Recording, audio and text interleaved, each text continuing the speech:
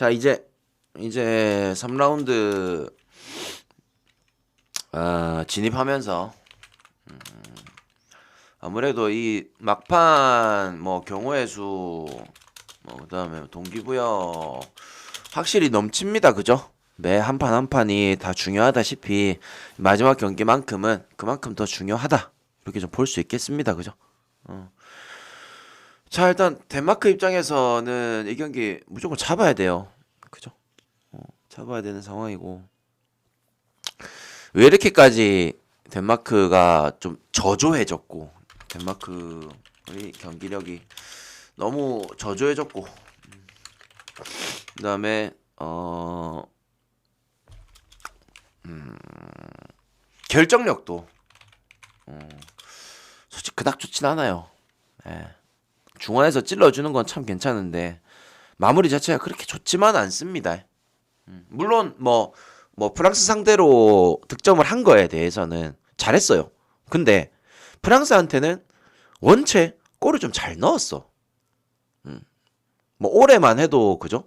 덴마크가 두 번이나 잡았을 정도로 프랑스한테는 워낙 강했으니까 뭐 골 넣은 거는 뭐 그럴 수 있다. 그렇게 좀 보는데, 아무튼 덴마크 결정력이 상당히 저조해졌다는 거. 호주 입장에서는 이 경기 뭐 좀 지지 않으면 되겠죠. 지지 않으면 되는 경기인데 그래도 뭐 전체적인 분위기라든지 전체적인 경기 운영 분위기, 그리고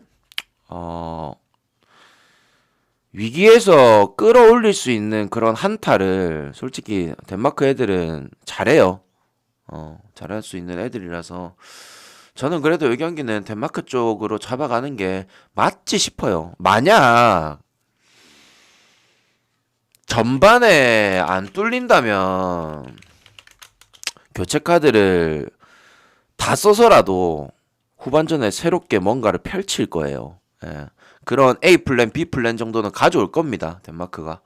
근데 워낙 국제 대회에서 아니면은 친선 매치에서 좋은 모습들을 계속 보여줬던 덴마크라 가지고, 야, 요거는 덴마크 응원을 안 할 수가 없겠네요. 예. 저는 덴마크가 무조건 이겨야 되는 경기이기 때문에 이 경기는 덴마크 쪽으로 잡아가는 게 맞다고 봅니다. 대신에 이 결정력 자체가 상당히 좀 저조합니다. 지금 계속 꺼내드는 A 플랜이 결정력과 득점력이 너무 안 좋아요. 요거는 언더 쪽으로 보는 것도 괜찮아 보여요. 예, 물론 예를 들어서 야, 덴마크가 만약에 전반에라도 골 넣으면 호주가 뭐 이렇게 좀 할 가능성이 높지 않겠냐라고 말할 수도 있겠지만, 물론 맞죠. 근데 덴마크가 또 작정하고 걸어 잠그면은 자기들보다 약체팀한테는 먹히지 않습니다. 덴마크는. 그래서 저는 덴마크가 그래도 이기는 경기를 할 것 같다. 이거는 뭐 얼마나 이기냐 이게 중요한 게 아닙니다. 그냥 이기는 경기를 할 것 같아요. 아시겠죠? 저는 이 경기 덴마크 승에다가 언더 볼게요.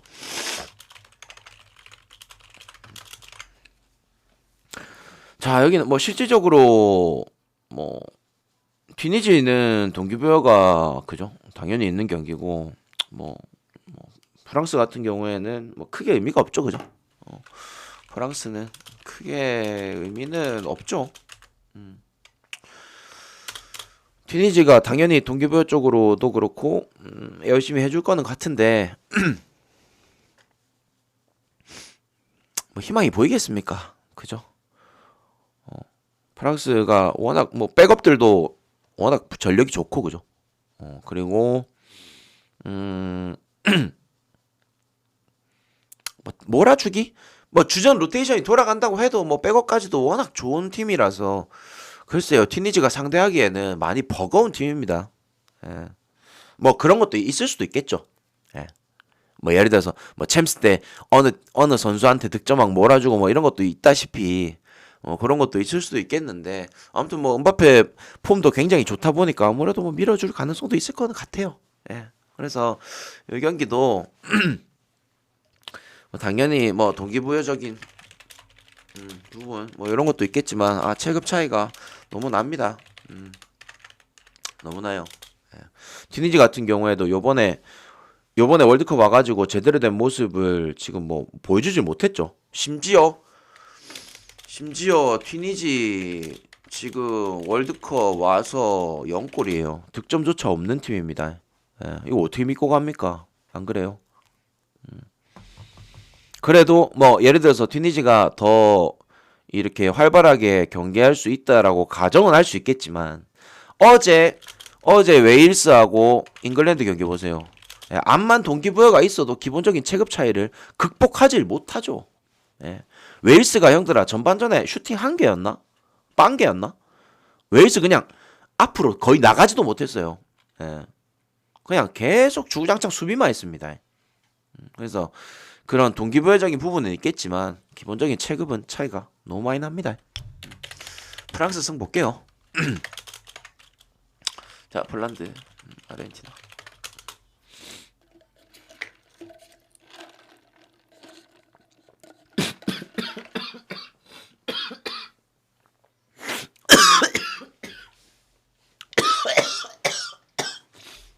아이.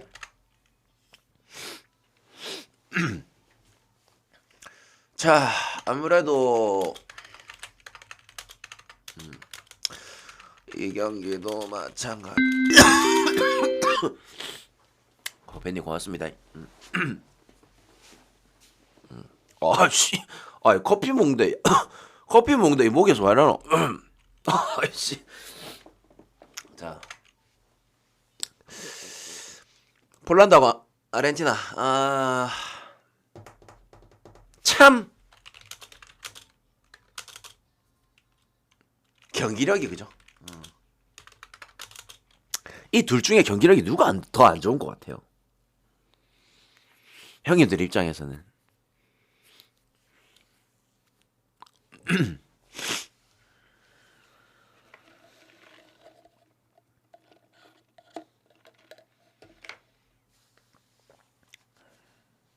도찐 개찐. 정확한 표현입니다. 예. 둘 다 경기력이 안 좋아요. 예. 둘 다 안 좋고 폴란드 같은 경우에도 지난 경기에서 주구장창 밀렸죠. 예. 주구장창 밀리다가 어떻게 역습에서 효과적인 공격을 만들어내 가지고 뭐 결국에는 사우디를 상대로 이겼는데 경기력 자체는 그렇게 좋진 못했습니다. 물론 아르헨티나도 뭐 첫 번째 경기도 그렇고 두 번째 경기도 그렇고 기대치에 못 미치는 그런 경기력을 보여줬기 때문에 솔직히 둘 다 믿을 만한 경기력은 아닙니다. 자, 근데 그것도 또이또인 것 같아요. 예를 들어서 지난 경기 때 이제 폴란드는 사우디 상대로 되게 좀 많이 밀렸어요. 예, 많이 밀리는 과정 중에서 그래도 효율적인 역습이 좀 통했다는 거죠. 예. 자, 이 경기 전반적으로 어디가 더 밀어붙일 것 같나요? 밀어붙이는 건 어디일 것 같아요? 당연히 그죠? 당연히 아르헨티나 쪽이 밀어붙이겠죠. 왜냐? 더 급해요. 무조건 이겨야 돼. 자, 근데 폴란드가 지난 경기 밀리는 과정 중에서 이 효율적인 역습을 했단 말이죠. 이 효율적인 역습이 과연 아르헨티나한테도 먹힐 것인가? 그게 문제예요. 사우디한테는 먹혔어. 근데 아르헨티나한테도 먹힐까? 그게? 그래서 막상 아르헨티나 뭐 전방 라인만 얘기할 게 아니라 수비 쪽을 또 봐야 되는데 뭐 그래도 나쁘지 않은 것 같아요. 폴란드한테는 딱히 먹힐 것 같지는 않습니다. 오타멘디라든지 그죠? 리산드로도 있고 리산드로가 그렇게 뭐 지금 국대 경기에서 뭐 좋은 모습은 아니지만 그다음에 아쿠냐도 있고요. 그죠? 어느 정도 수비 라인에서 막아줄 만한 아르헨티나 전력이 괜찮기 때문에 글쎄요. 폴란드가 뚫어내는데 굉장히 좀 고전하지 않을까 이렇게 좀 생각을 하고 이게 또 막상 동기부여가 엄청나게 있는 아르헨티나인데 어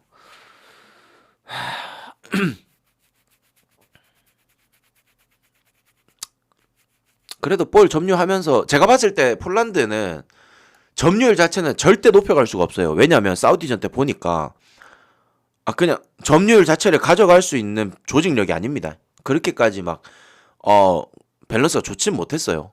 그냥 딱딱 효율적인 역습만 잘했다 뿐이지 그렇게 점유율이 좋지 못했습니다. 그래서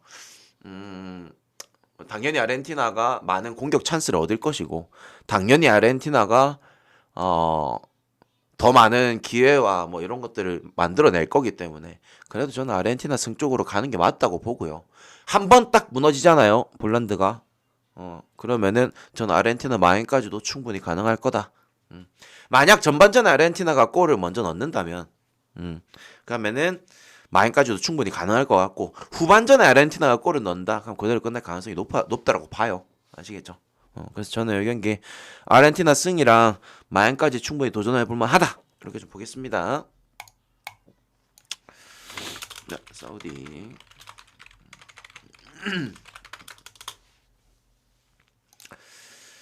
자, 사우디하고 멕시코.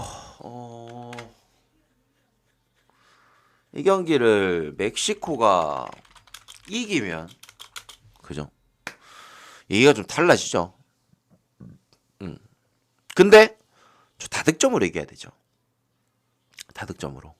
근데 전체적인 뭐 경기 운영은 어디가 가져갈지 모르겠어요.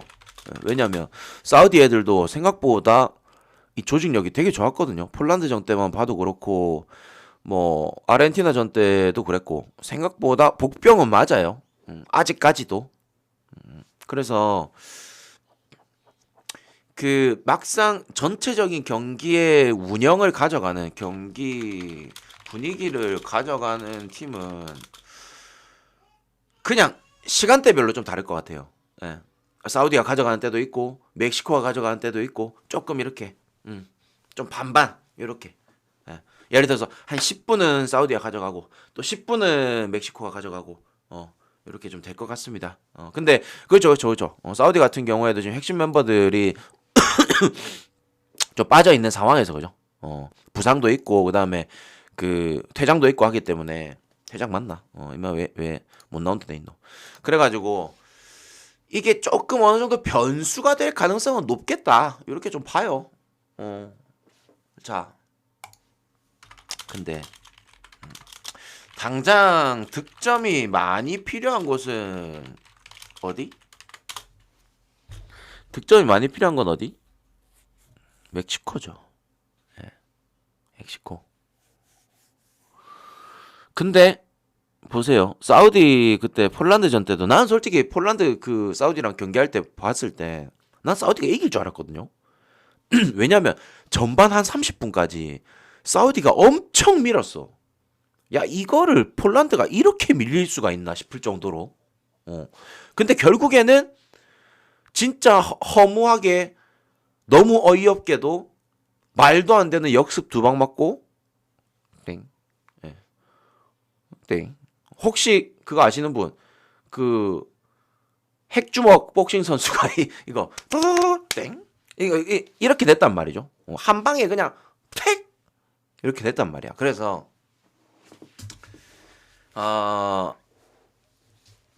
그만큼 사우디의 뭐 이런 빌드업 과정에서의 조직력이라든지 이런 건 좀 좋겠지만 역습 상황에서는 아직까지 대처 능력이 굉장히 좀 부족하다.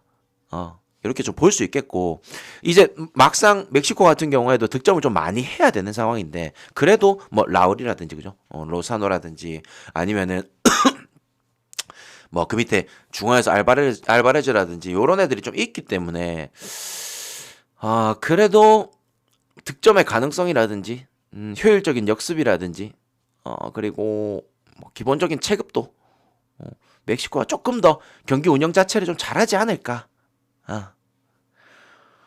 그렇게 좀 보여지네요.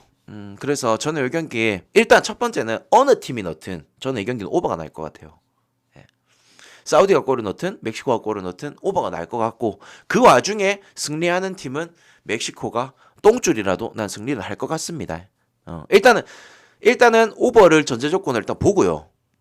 근데 나는 솔직히 멕시코가 여기서 다득점을 해야 되는 경기라서 멕시코가 조금 더 강하게 몰아붙일 가능성도 높고 그리고 사우디가 지난 경기만큼의 그런 조직력은 좀 안 나오지 싶어요. 왜냐? 멕시코가 워낙 동기부여가 세다 보니까.